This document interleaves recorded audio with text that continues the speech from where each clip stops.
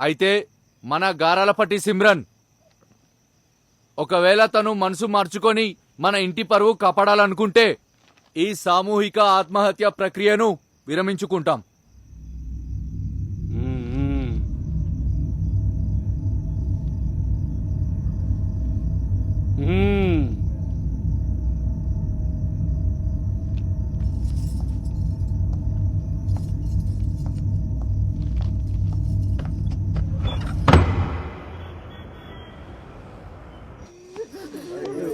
జరుగురా జరుగురి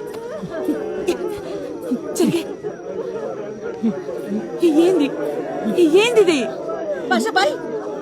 అయ్యో ఏంటిది భాషాబాయ్? నలుగురికి చెప్పాల్సి నువ్వేనా ఇట్లా చేసేది?